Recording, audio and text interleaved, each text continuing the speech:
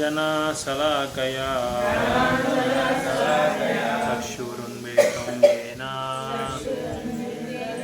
तस्मै श्रीगुरुवे नमः. चेयर वेणुमा उंगलुक्कु चेयर परवाडिया. श्री चैतन्य मनोभीष्टं स्थापितं येन भूतले स्वयं रूपकदा मह्यं ददाति स्वपदान्तिकं. वाञ्छाकल्पतरुभ्यश्च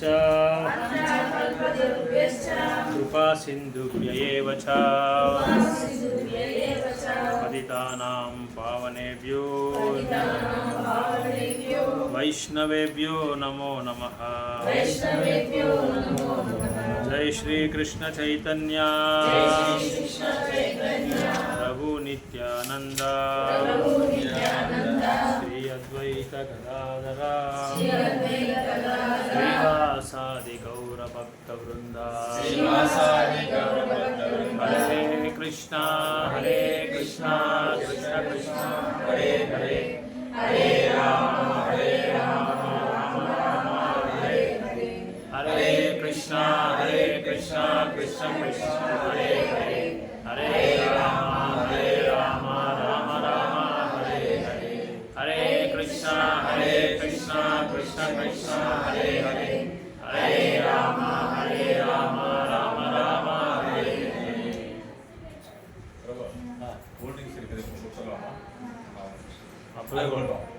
பிரசாதம் அப்புறமா டைம் ஆகி போச்சுன்னா கூல்ட்ரிங்க்ஸ் அது கூட கொடுக்கலாம், பரவாயில்ல, கூட கொடுக்கலாம், ஒரே தடவை கொடுக்கலாம். வேண்டாம், நம்ம டீச்சிங்லாம் கிடையாது. பிரசாதம் இல்லை, அது கூட கொடுத்துடலாம். சரி கொடுத்துருங்க. ஏன்னா சரி கொடுத்துருங்க. வெயில் காலமா ஃபஸ்ட்டே நீங்கள் கொடுத்துருங்க. செத்து வரலாம். சரி கொடுத்துருங்க. நான் நேதா பக்கெட்டை கொடுங்க, அப்படியே சப்ளை பண்ணுவோம்.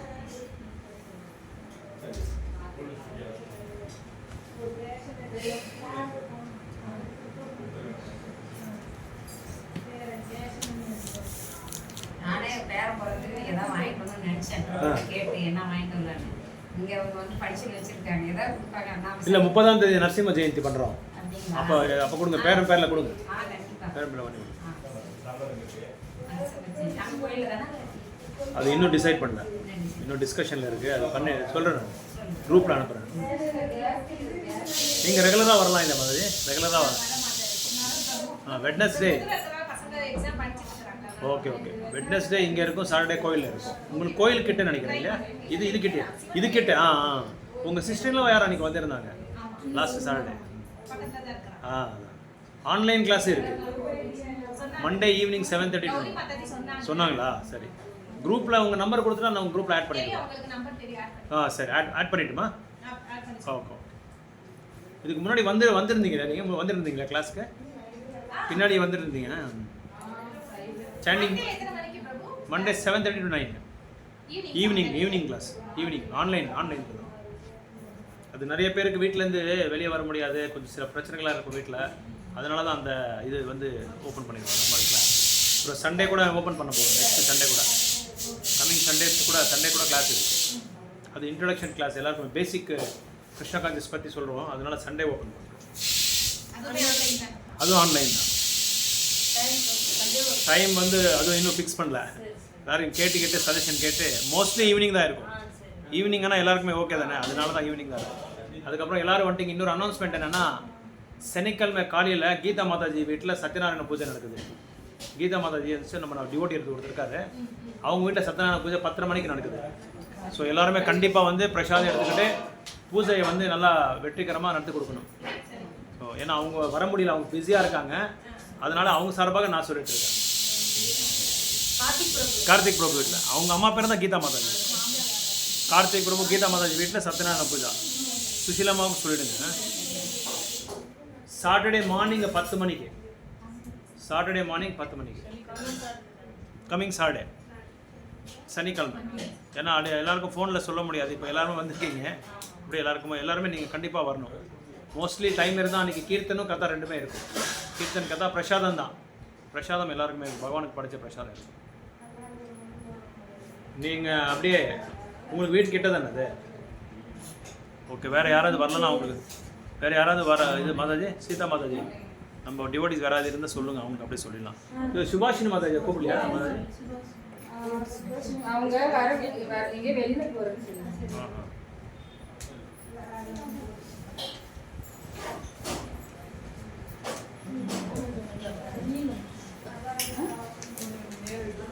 ஓகே, நம்ம ஸ்டார்ட் பண்ணலாம்.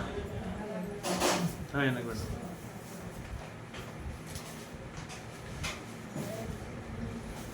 ஸோ நம்ம கடைசி லாஸ்ட் கிளாஸில் நம்ம என்ன பார்த்தோம் அப்படின்னா, பீமர் வந்து துரியோதனரை வந்து அவங்க 2 பேருக்கும் ஃபைட் நடக்குது, போர் நடக்குது. அந்த போரில் எப்படி துரியோதனரை வதம் பண்ணோம் அப்படின்னு சொல்லி கிருஷ்ணர் வந்து வழிகாட்டுறாரு.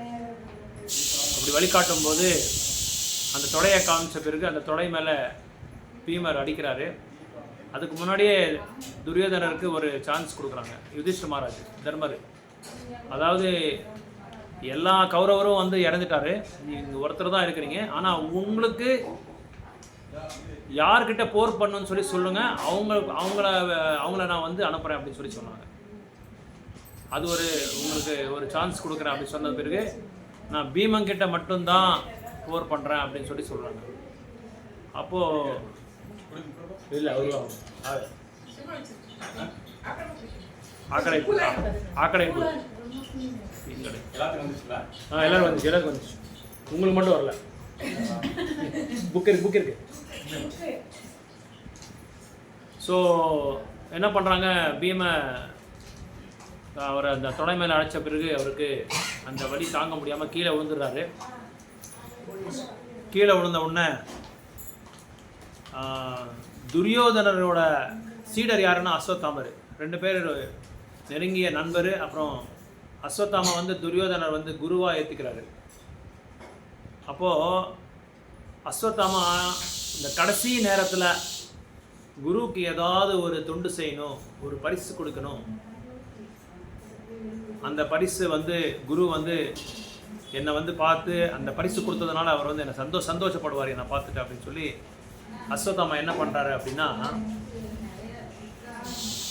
திரௌபதி குழந்தைகள் வந்து படுத்துட்டு இருப்பாங்க, அவங்க அந்த முகாமுக்கு போயிட்டு அந்த 5 குழந்தைகளும் என்ன பண்ணுறாரு, இவர் தலையை சீவிடுறாரு அப்படியே. யார்? அஸ்வத்தாமா. அஸ்வத்தாமா யார் அப்படின்னா துரோணாச்சாரியரோட பையன். துரோணாச்சாரியர் வந்து குரு வம்சத்துக்கே ஒரு கல்வியை கற்றுக் கொடுக்குற ஒரு குரு. அவர் மார்ஷியல் ஆர்ட்ஸ் அப்படின்னு சொல்லுவாங்க இங்கிலீஷில். ஸோ கதையில் வந்து ஃபைட் பண்ணுறது, கத்தியில் ஃபைட் பண்ணுறது, பானத்தில் அம்பு வில்லில் வந்து நிபுணர் பண்ணுறது, இதெல்லாமே துரோணாச்சாரியர் வந்து எல்லாருக்குமே கற்றுக் கொடுக்குவாங்க. அவங்க தான் அந்த அதுக்கு வந்து ஆதிகுரு மாதிரி அவர். அப்போது இந்த அஸ்வத்தாமா என்ன பண்ணுறாரு, அந்த 5 குழந்தைங்களை எடுத்துகிட்டு போய் துரியோதனருக்கு காமிக்கிறாரு.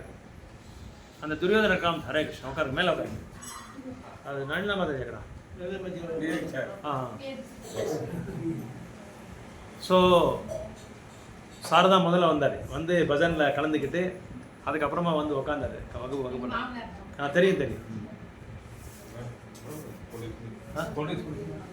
கூல்ட்ரிங்க்ஸ் சாப்பிட்றது இல்லையா? ஓகே. தண்ணி குடிக்கிறீங்களா? தண்ணி ஒன்றும் வேண்டாம். ஓகே. அப்போது துரியோதனர் இப்போ தொட்டி பார்க்குறாரு, இப்படி குழந்தைங்களை யாரை பாண்டவர்னு சொல்லி சொல்கிறார் அஸ்வத்தாமா. பீமர் அது தலை இருக்கான்னு சொல்லி இப்படி தொட்டு. ஏன்னா பீமரோட தலை வந்து எப்படி இருக்கும் தெரியுமா, மலை மாதிரி இருக்கும். அவர் அஸ்வத்தாமா சொல்கிறாரு இவங்கெல்லாம் பாண்டவர்கள். இவர் என்ன நினைக்கிறாருன்னா, அஸ்வத்தாமா இந்த குழந்தைங்களை வதம் பண்ணி கொண்டு வந்ததுனால இவங்க ரொம்ப சந்தோஷப்படுவாங்க, யார் துரியோதனர் ரொம்ப சந்தோஷப்படுவாங்க அப்படின்னு சொல்லி அஸ்வத்தாமா நினைக்கிறாரு. அப்போ இவர் என்ன பண்ணுறாருன்னா, பாண்டவர்களை கொண்டு வந்தியா, எங்கள் பீமனோட தலை காமியா வந்தார். ஏன்னா அவருக்கு உயிருக்காக போராடிட்டு இருக்காங்க, தலையை தொட்டு பார்க்குறாரு. ஆனால் அங்கே பீமன் தலை இவருக்கு நல்லா தெரியும், பீமன் வந்து எவ்வளோ பெரிய பராக்கிரமசாலின்னு சொல்லி தெரியும். லாஸ்ட் டைமே நான் உங்களுக்கு சொன்னேன், ஒரு தடவை குந்தி தேவி பீமனை இப்படி கையில் கொண்டு போய் நடந்துகிட்டே இருக்கும்போது அக்கஸ்மாத்தான் என்ன ஆகுது, கீழே விட்டுறாரு பீமனை. விட்ட பிறகு என்ன ஆகுதுன்னா, அது ஒரு பெரிய கல், அந்த கல் மேலே டானன்னு சொல்லி சவுண்டு அது மேலே போய் அவர் விழுந்துட்டார் பீமன் சின்ன குழந்தை இருக்கும்போது. அப்போ என்னாச்சுன்னா ஒன்று பீமை வந்து உயிர் விட்டுருக்கணும். அங்கே என்ன ஆகுதுன்னா அந்த கல்லே வந்து உடஞ்சிடுச்சு. அவர் அந்த போட்ட அந்த தாக்கத்தினால அந்த தலையோட அந்த சக்தினால் என்னாச்சு, கல்லே உடஞ்சிடுச்சு. இது நல்லா தெரியும் துரியோதனருக்கு. அப்படிப்பட்டவனை போய் இந்த சக்தியே இல்லாத வீரனே இல்லாத இந்த அஸ்வத்தாமனால் போய் வதம் பண்ண முடியுமா அப்படின்னு சொல்லி இவருக்கு நல்லா தெரியும். அப்போ நல்லா துரியோதனன் வந்து அஸ்வத்தாமாவை கூப்பிட்டு நல்லா திட்டுறாரு, நல்லா வைறாரு. இந்த மாதிரி ஒரு பரிசா எனக்கு குரு கொண்டு வருது நீ அப்படின்னு சொல்லி என்ன பண்ணுறாரு, அஸ்வத்தாமாவை நல்லா திட்டுறாரு.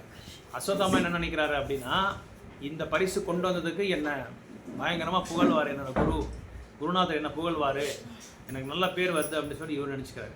ஸோ இந்த ஒரு இன்சிடெண்ட்டு, இந்த ஒரு சம்பவத்துலேருந்து நம்ம என்ன கற்றுக்கணும் அப்படின்னா, ஒரு உண்மையான குருவை நம்ம வந்து தேர்ந்தெடுக்கணும். அந்த உண்மையான குரு என்ன கட்டளைகள் நம்மளுக்கு கொடுக்குறாங்களோ அந்த கட்டளைகளை நம்ம வந்து ஃபாலோ பண்ணணும் அப்படின்னு சொல்லி இந்த ஒரு சம்பவத்தில் நம்ம வந்து புரிஞ்சிக்க வேண்டிய ஒரு நிலைமை இருக்குது. ஸோ குருவோட கட்டளைகள் என்ன, அவங்க என்ன எதிர்பார்க்குறாங்கன்றதை நம்ம வந்து பரிசீலனை பண்ணணும். நம்ம சைட்லேருந்து என்ன எதிர்பார்க்குறாங்க, எதை வந்து எந்த செயல்களை செஞ்சால் எப்படி பணியாட்டினா எப்படி காயை நவுத்துனா அந்த குரு வந்து சந்தோஷப்படுவாருன்றது வந்து நம்ம புரிஞ்சுக்கணும். முதல்ல ஒருவேளை நம்மளுக்கு அவங்க சொன்னது புரியலன்னா நம்ம மறுபடியும் அவங்ககிட்ட கேட்டு தெரிஞ்சுக்கிட்டு இந்த மாதிரி பண்ணணும் அப்படின்னு சொல்லி நம்ம வந்து அதை வந்து அந்த கட்டளைகளை வந்து நம்ம வந்து முன்தொடங்கணும், அதை வந்து ஃபாலோ பண்ணணும். ஸோ இப்படி இந்த ஒரு முக்கியமான இந்த பாடம், அதாவது துரோணாச்சாரியா வந்து துரோணாச்சாரியோட பையனா அஸ்வத்தாமனை வந்து எப்படி வந்து பனிஷ்மெண்ட் கொடுக்குறாங்க அப்படின்றது வந்து நம்ம வந்து இந்த பாடத்தை நம்ம பார்க்குறோம். ஸோ அப்போது கடந்த ஸ்லோக்காவில் நம்ம பார்த்தது இப்போ நம்ம வந்து ரீகேப் பண்ணிட்டோம், டிஸ்கஸ் பண்ணிட்டோம். அடுத்தது இன்றைக்கி நம்ம படித்த ஸ்லோக்காவில் என்ன நம்ம தெரிஞ்சுக்கணும் அப்படின்னா, இந்த 5 குழந்தைகளை வதம் பண்ண அஸ்வத்தாம வந்து ஒரு பிராமணனோட பையன், அதாவது கிருபாச்சாரி, அதாவது துரோணாச்சாரியோட பையன். ஸோ இந்த 5 பேரை வதம் பண்ணதுனால அர்ஜுனனுக்கு ரொம்ப கோவம் வந்துடுது. அர்ஜுனா கோவம் வந்து தன்னோட காண்டீவ தனசை எடுத்து அழுதுட்டு இருப்பார். திரௌபதி அழுதுட்டு இருப்பார். இங்கே திரௌபதியை வந்து ஒரு வைஷ்ணவியாக வந்து அட்ரஸ் பண்ணுறாங்க. ஓ ஜென்டில் லேடியம் சொல்லுவாங்க இங்கிலீஷில். அந்த மாதிரி அர்ஜுனரே வந்து தன்னோட தர்ம பத்னியை வந்து ஜென்டில் லேடியம் சொல்லி கூப்பிடுறாங்க. இங்கே ஒரு வார்த்தையை வந்து நம்ம எப்படி புரிஞ்சுக்கணும் அப்படின்னா, ஒரு தர்ம பத்னியை எந்த அளவுக்கு கௌரவத்தை கொடுக்குறாங்கன்றதை வந்து நம்ம புரிஞ்சுக்கணும். நிறைய ஒரு விஷயத்துலையும் ஒரு பதத்துலையும் பாகவதம் வந்து நம்மளுக்கு சொல்லி கொடுக்குது. நம்ம எப்படி இதை வந்து அப்ளை பண்ணுறது நம்மளோட லைஃப்பில், எப்படி வந்து நம்ம ஃபேமிலியில் எப்படி வந்து இது வந்து நம்ம கடைப்பிடிக்கணும், இது எப்படி நம்மளுக்கு அப்ளை ஆகுது, இது எப்படி இதுக்கு உறவு என்னன்றதெல்லாம் நம்ம பார்க்க வேண்டியதாக ஒரு விஷயமா இருக்குது. அது மட்டும் இல்லாமல் தான் அழுந்துட்டு இருக்கும்போது, திரௌபதி அழுந்துட்டு இருக்கும்போது அர்ஜுனர் சொல்கிறாரு, ஓ ஜென்டில் லேடி, ஓ வைஷ்ணவி, நீ கண்டிப்பாக நீ அழாவ, நீ அழந்தால் எங்களுக்கு வந்து தாங்க முடியாது, எங்களுக்கு வலியாக இருக்குது. அதனால் உன்னோட துன்பத்துக்கு காரணமான அந்த அஸ்வத்தாம, அந்த பிராமண பந்து, அவர் பிராமணர் இல்லை, பிராமண பந்து அவர். ஏன்னா பிராமண பந்துக்கும் பிராமணனுக்கு வந்து நிறைய வித்தியாசங்கள் இருக்குது. பிராமண பந்து அப்படின்னா பிராமணருக்கு பிராமணர் குடும்பத்தில் பிறப்பெடுத்திருப்பான், ஆனால் பிராமணருக்கு இருக்கிற தகுதி அவங்களுக்கு இல்லை, அவன் தான் பிராமண பந்துன்னு சொல்லுவாங்க. பிராமணா அப்படின்னா 9 குணங்கள் அடைஞ்சவன் தான் பிராமணா. பிரம்மத்தை பார்த்தவன் அப்படின்னு அர்த்தம். பிராமணன் அப்படின்னா பிரம்மத்தை பார்த்தவன், அப்படின்னா பகவானை பார்த்தவன் அப்படின்னு அர்த்தம். இந்த பிராமணோட குணங்களை பற்றி நம்ம 15வது அத்தியாயத்தில் பகவத்கீதையில் வந்து சொல்லப்பட்டிருக்கு, எப்படியெல்லாம் இருக்கணும். 18வது அத்தியாயத்தில் சொல்லப்பட்டிருக்கு. பிராமணருக்கு வந்து 9 குணங்கள் இருக்குது. ரொம்ப சகிச்சு கொன்ற ஒரு தன்மை இருக்கணும், கருணா, எல்லார் மேலேயும் வந்து இரக்க மனம் இருக்கணும், அப்புறம் வந்து தார்மீகமாக இருக்கணும், தர்மிஷ்டாவாக இருக்கணும், சாந்தியாக இருக்கணும், சுத்தமாக இருக்கணும், பவித்திரமாக இருக்கணும். இந்த மாதிரியெல்லாம் 9 குணங்களில் ஒரு பிராமணனுக்கு இருக்குது. அதே மாதிரி நாளைக்கு ஒரு பவிஷ்யத்துக்காக எதுவும் வந்து அவன் பணத்தை சேக வைக்கக்கூடாது. பிராமணர் வந்து இன்றைக்கி என்ன இருக்கோ அதை வந்து அவன் சேக வச்சுட்டு பகவானுக்கு நைவேத்தியம் பண்ணி பகவானுக்காகவே வாழணும். அவன் தான் உண்மையான பிராமணன். அப்படிப்பட்ட பிராமணர்கள் வந்து இப்போ நம்ம வந்து பார்க்கவே முடியாது. இந்த மாடர்ன் சொசைட்டியில் மாடர்ன் வேர்ல்டில் வந்து நம்ம அந்த மாதிரி பிராமணரையும் பார்க்க முடியாது. ஏதோ ஒரு சிலர் தான் இருப்பாங்க அந்த மாதிரியே தவிர ரொம்ப கஷ்டம் அந்த மாதிரி பார்க்குறது. ஏன்னா இந்த 9 குணங்களை ஒரு குணம் கூட நம்ம பார்க்க முடியாது பிராமணர். சும்மா பேருக்கு மட்டும்தான் பேரளவுக்கு பிராமணர் அப்படின்னு சொல்கிறாங்க, சோகால்டு பிராமணா அப்படின்னு சொல்கிறாங்க. ஸோ இங்கே அர்ஜுனர் வந்து திரௌபதியை வந்து கன்சோல் பண்ணுறாங்க, சமாதானப்படுத்துகிறாங்க. திரௌபதி தேவி அங்கெல்லாம் அந்த இதெல்லாம் எப்படி போய் கூப்பிடுவாங்கன்னா தேவின்னு தான் கூப்பிடுவாங்க. மனைவி வந்து தேவின்னு கூப்பிடுவாங்க, மனைவி வந்து புருஷனை வந்து பிரபுன்னு கூப்பிடுவாங்க. அந்த அளவுக்கு ஒரு உயர்ந்தமான ஒரு நிலையில் வச்சு தான் அவங்கள வந்து அட்ரஸ் பண்ணுவாங்க. அப்போ திரௌபதி கண்ணீரை பார்த்துட்டு என்னோட காண்டீவ அம்பில் வந்து எப்படியாவது அவன் தலையை வந்து வெட்டி இந்த 5 குழந்தைங்களுக்கு வந்து இறுதி சம்ஸ்காரத்தை வந்து அவன் தலைமையில் நின்றுட்டு உனக்கு தண்ணி ஊற்றி நான் வந்து அவனுக்கு இறுதி இது பண்ணுறான்றான், இறுதி சம்ஸ்காரம் பண்ணுறேன் அப்படின்னு சொல்லி சபதம் எடுக்கிறார் அர்ஜுனர். இதே அர்ஜுனர் வந்து போர் தொடங்கும் போது என்ன சொன்னார், நான் திருதராஷ்டிர இவரை கொல்ல மாட்டேன், யாரு துரியோதனரை கொல்ல மாட்டேன், பீஷ்மாச்சாரியை வந்து வதம் பண்ண மாட்டேன், அப்புறம் என்னோட குருநாதரை நான் துரோணாச்சாரியை வந்து வதம் பண்ண மாட்டேன்னு சொல்லி அடம் பிடிச்சார். கிருஷ்ணர்கிட்ட வாதம் பண்ணார். கிருஷ்ணர் வந்து என்ன சொன்னாலும் கேட்கல. அதுக்கப்புறமா தான் பகவத்கீதை எல்லாம் கேட்ட பிறகு அந்த கட்டளைகளை வந்து புரிஞ்சுக்கிட்டு நீங்கள் உங்களுக்கு வந்து நான் வந்து உங்களை வந்து நான் குருவாக ஏற்றிக்கிறேன்னு சொல்லி கடைசியில் அதுவும் கிருஷ்ணர் சொல்கிறாரு, இன்னொரு தடவை கூட நான் பகவத்கீதை உனக்கு சொல்கிறேன் உனக்காக அப்படின்னு சொல்லி சொல்கிறார் கிருஷ்ணர் அவருக்கு. அப்போ தான் அவர் ஏற்றிக்கிறார், நீங்கள் சொன்னது கரெக்டு, நான் இதை ஏற்றிக்கிறேன் அப்படின்னு சொல்லி சொன்னார். ஆனால் இங்கே என்ன பண்ணுறாரு, உடனே தன்னோட மனைவிக்கு இந்த மாதிரி நடந்திருக்கு அப்படின்னு சொல்லி என்ன பண்ணுறாரு, சபதம் பண்ணுறாரு. எப்படியாவது அந்த துரோணாச்சாரியோட பையனான அந்த பிராமண பந்துவை வந்து நான் வதம் பண்ணுறேன்னு சொல்லி சபதம் எடுக்கிறாரு. அவனோட தலைமையில நிற்க வச்சு உனக்கு குளிப்பாட்ட வச்சு அந்த இறுதி சம்ஸ்காரத்தை நான் பண்ணுறேன், அந்திம சம்ஸ்காரம் பண்ணுறேன் அப்படின்னு சொல்லி என்ன பண்ணுறாருன்னா வாக்குமூலம் எடுக்கிறாரு திரௌபதி முன்னாடி. அப்போ திரௌபதி சொல்கிறாங்க, திரௌபதி எவ்வளோ உயர்ந்தமான ஒரு வைஷ்ணவி, உயர்ந்தமான ஒரு பக்தர்ன்றதை இங்கே நம்ம நம்ம வந்து புரிஞ்சுக்கணும். அவர் சொல்கிறாரு, எனக்கு நடந்த இந்த கோரமான ஒரு சம்பவத்தை வந்து உங்களோட குருநாதரான என்ன சொல்கிறது குரு பத்னி அவங்களுக்கு நடக்கக்கூடாது, அவங்க இந்த மாதிரி வேதனையாக வந்து வாழ்க்கையை நடத்தக்கூடாது. ஏன்னா எனக்கு எவ்வளோ ஒரு குழந்தைங்களை வந்து தன் கண்ணு முன்னாடியே வதமாயிட்டு அந்த வேதனையை வந்து யாராலையும் ஒரு தாயால் அனுபவிக்க முடியாது அப்படின்னு சொல்கிறாங்க. ஒரு தாயோட அந்த வேதனையை வந்து யாராலையும் புரிஞ்சிக்க முடியாதான். அது எவ்வளோ கோடி கணக்காக கொடுத்தா கூட இந்த பிரம்மாண்டத்தையே வந்து நம்ம வந்து அடமானம் வச்சா கூட அந்த வேதனையை வந்து சமாதானப்படுத்த முடியாதான். தாயோட இந்த ஒரு முக்கியமாக அந்த லேபர் பெயின்ஸ்ன்னு சொல்கிறாங்க பாருங்கள், அது ரொம்ப ரொம்ப ஏன்னா தாங்க முடியாத ஒரு நோய், அது தாங்க முடியாத ஒரு வலி, அந்த வலி யாராலையும் தாங்க முடியாது. அப்படிப்பட்ட அந்த இதை வந்து அவன் எப்படி தான் அவன் குரூரமாக இந்த மாதிரி செஞ்சுருக்கான். அவன் தப்பு பண்ணதுனால அவங்க தாயை வந்து வேதனைக்கு உண்டாக்குறது வந்து ஒரு நல்ல வைஷ்ணவரோட குணம் கிடையாது, ஒரு நல்ல பெண்களோட ஒரு ஸ்திரீயோட குணம் கிடையாது. அதனால் நீ அவனை விட்டுரு, அவனை வந்து ஒன்றும் பண்ணாது அப்படின்னு சொல்லி திரௌபதி சொல்கிறாங்க. இங்கே இன்னொரு பாடத்தை நம்ம என்ன கற்றுக்கணும் அப்படின்னா, ஒரு பெண்ணுக்கு வந்து உயர்ந்தமான ஒரு என்ன சொல்கிறது ஆශ්‍රயம், ஷெல்டர் யார் அப்படின்னா தர்மபதி தான் அவங்களுக்கு ஆශ්‍රயம். அதனால் ஒரு பெண் வந்து இந்த மாதிரி ஒரு சம்பவத்தில் துன்பத்தை வேதனையும் துன்பையும் அந்த ஆதங்கத்தையும் வெளிப்படும்போது ஒரு உண்மையான ஒரு தர்மபதி வந்து கூட இருக்கணுமா, கூட இருந்து அவங்களுக்கு வந்து சமாதானப்படுத்தணுமா. இல்லைன்னா அந்த சமயத்தில் அவங்க என்ன பண்ணிக்கிறாங்கன்றது அவங்களுக்கே தெரியாதான். உங்களுக்கு எல்லாமே தாய்மார்களுக்கு உங்களுக்கு எல்லாருக்குமே தெரியும் எப்படி அந்த வேதனை நீங்கள்லாம் வேதனை பட்டிருப்பீங்க. அதெல்லாம் most of you people have suffered like thus. அந்த மாதிரி இது இருக்குது உங்களுக்கு. நிறைய பேருக்கு அந்த சமயத்தில் பக்கத்தில் புருஷன் இருக்க மாட்டான், எங்கேயோ வெளியே போயிருப்பாங்க, இல்லை வேறு ஏதோ ப்ராப்ளம் இருக்கும். யாருமே இல்லாத அந்த மாதிரி சம்பவமெல்லாம் நம்ம பார்த்துருக்கோம், நம்ம அனுபவப்பட்டிருக்கோம்.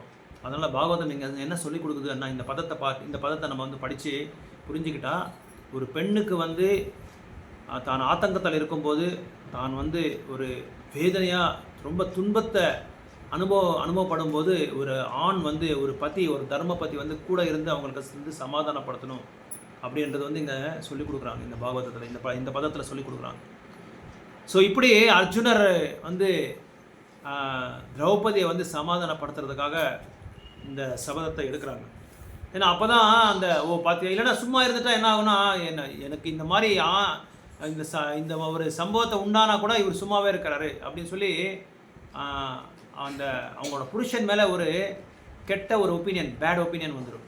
அதனால தான் இயற்கையாக வந்து எல்லாருக்குமே அந்த மாதிரி ஒரு இது வரும், அந்த ஃபீலிங்ஸ் வரும், அந்த இமோஷனல் ஃபீலிங்ஸ் எல்லாமே வரும். ஸோ அதனால் இங்கே இன்னொன்று என்ன சொல்லிக் கொடுக்குறது, இன்னும் என்ன நம்மளுக்கு ஒரு பாடத்தை கொடுக்குது அப்படின்னா, பாகவதம் வந்து இந்த ஸ்லோக்காவில் முக்கியமாக ஒரு நபர் வந்து துன்பத்தில் ஆளாக்குறாங்கன்னு சொல்லி நல்லாவே தெரியும். தெரிஞ்சுக்கிட்டு நம்ம என்ன செய்கிறோம் அப்படின்னா, பூனை வாயில் எலி இருந்தால் எலிக்கு எப்படி இருக்கும்? பிரபுபாதர் சொல்லுவார் இந்த இது, பூனை வாயில் எலி இருந்தால் எலிக்கு எப்படி இருக்கும்? பாதுகாப்பு இல்லாத அது தவிச்சிட்டு இருக்கும்.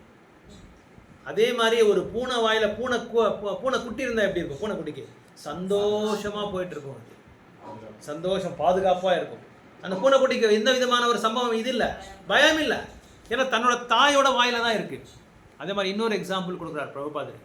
ஒரு குழந்தை வந்து ஃபுல்லாக டிராஃபிக் இந்த மாதிரி முகண்டப்பள்ளியில் மெயின் ரோட்டில் போயிட்டு ரோடை கிராஸ் பண்ணால் பார்த்தா இந்த பக்கம் பஸ்ஸஸ் வருது, அந்த பக்கம் கார் வருது, இந்த பக்கம் லாரி வருது, எல்லாம் வெஹிக்கல்ஸ் அந்த பக்கம் இந்த பக்கம் போகிறது பார்த்துட்டு பயந்துடுறான் அந்த பையன். உடனே அவங்க அப்பா ஓடி வந்த உடனே இவன் பையனை செய்கிறான், அந்த இதெல்லாம் பார்த்துட்டு அவனுக்கு தலை சுற்றுற மாதிரி ஆகிடுது. டக்குன்னு கையை பிடிச்சிக்கிறான், அப்பாவோட கையை பிடிச்சிக்கிட்டு அப்பா என்ன பண்ணுறாங்க, அவன் கையை பிடிச்சிக்கிட்டு ரோடு அப்போது அவனுக்கு என்ன நினைக்குது, அந்த ஃபீலிங் என்ன இருக்குன்னா, அந்த பையனுக்கு எத்தனை வெஹிக்கல்ஸ் வந்தாலும் எனக்கு ஒன்றும் பயம் இல்லை, ஏன்னா நான் யாரோட கை பிடிச்சிருக்கேன்? அப்பாவோட. சிமிலர்லி அதே மாதிரி தான் நம்ம இந்த பௌத்திக உலகம் எப்படி இருக்குன்னா, ஒரு செகண்டுக்கு ஒரு 1000 வெஹிக்கல்ஸ் போயிட்டு வந்துட்டே இருக்கும். அது பார்த்தாவே நம்மளுக்கு தலை சுத்த மாதிரி இருக்கும். இந்த பௌத்திக உலகம் கூட அந்த செகண்டில் ஆயிரக்கணக்கான துன்பங்கள் நம்மளுக்கு வரும் நம்ம மனசில். அந்த ஆயிரக்கணக்கான துன்பங்களை வந்து அதை வந்து கிராஸ் பண்ணி நம்ம போகணும் அப்படின்னா, அதை தாண்டி நம்ம போகணும்னா, பகவானோட எப்படி அப்பாவோட கையை பிடிச்சிக்கிறான் பையன், பிடிச்ச பிறகு அவனுக்கு எந்த விதமான பயம் இல்லாமல், பாதுகாப்பு இல்லை, எந்த விதமான ஒரு பயம் இல்லாமல் அவன் ரோடு கிராஸ் பண்ணுறானோ, அதே மாதிரி நம்ம கூட என்ன பண்ணணும், பகவானோட திருப்பாதத்தை வந்து நம்ம கட்டியாக பிடிச்சிக்கணும். பகவானோட திருப்பாதை வந்து ஆசிரயம் எடுத்துக்கிட்டால் நம்ம எந்த விதமான ஒரு பயம் இல்லாமல், எந்த விதமான ஒரு ஆத்தங்கம் இல்லாமல் நம்ம வாழ்க்கையை நடத்தலாம் அப்படின்னு சொல்லி இந்த ஒரு எபிசோடில் நம்ம பார்க்கலாம், இந்த ஒரு பதத்தில் நம்ம பார்க்கலாம். ஸோ அதனால் இங்கே இன்னொன்று, அந்த அர்ஜுனருக்கு ஒரு revenge, what you say for revenge, பழி வாங்குற அந்த மூடு வந்துடுது. எப்படியாவது பழி வாங்கி அஸ்வத்தாமை வந்து நான் வதம் பண்ணும் அப்படின்னு சொல்லி ஒரு அந்த பாவம் வந்துடுது. அந்த பாவத்தை கூட எங்கள் பாடத்தை சொல்லி கொடுக்குது பாகவதம். ஏன்னா ஒரு பக்தருக்கு, ஒரு வைஷ்ணவர் வந்து எப்படியெல்லாம் தான் வந்து சகிச்சுக்கிற அந்த தன்மை இருக்குது. எப்படி கிருஷ்ணர் வந்து 2வது அத்தியாயத்தில் 14வது ஸ்லோகாவில் சொல்கிறாங்க, மாத்ரா ஸ்பர்சஸ்து கௌந்தேயா சீதோஷ்ண சுக துக்கதா ஆகமோ அபாயோ நித்யா தாம் ஸ்திதிக்ஷஸ்வ பாரதா. ஸோ எந்த விதமான ஒரு துன்பம் வந்தாலும் சரி, சந்தோஷம் வந்தாலும் சரி, அதை வந்து எப்படியானா அது வந்து போயிட்டே இருக்கும். எப்பவும் சந்தோஷமாக இருக்காது, எப்பவும் துன்பமாக இருக்காது, வந்து போயிட்டே இருக்கும். அது எதை வந்தாலும் தாங்குகிற ஒரு தன்மை நம்மளுக்கு வேணும் அப்படின்றது வந்து இங்கே அர்ஜுனர் வந்து நம்மளுக்கு சொல்லிக் கொடுக்குறாரு. அர்ஜுனரோட தாங்க முடியல, தன்னோட மனைவிக்கு இப்படி ஆயிடுச்சு, ஏதாவது இந்த மாதிரி ஆயிருக்கக்கூடாதே அப்படின்னு சொல்லி எப்படியாவது அவனை அஸ்வத்தாமையை வந்து நான் வதம் பண்ணுறேன்னு சொல்லி ரதத்து மேலே உட்காந்து அந்த பின்னாடி போகிறான். பின்னாடி போய் அவரை துரத்துக்கிட்டே போகிறார். அஸ்வத்தாமனுக்கு தெரிஞ்சிருச்சு, நான் பண்ணது தப்பு, நான் பண்ணியிருக்கக்கூடாது, நான் தப்பு பண்ணிட்டேன்னு சொல்லி அவர் என்ன, அவர் ஓடுறாரு. ஏன்னா அர்ஜுனர் வந்தால் தெரியும், அர்ஜுனர் எவ்வளோ பெரிய பலசாலி.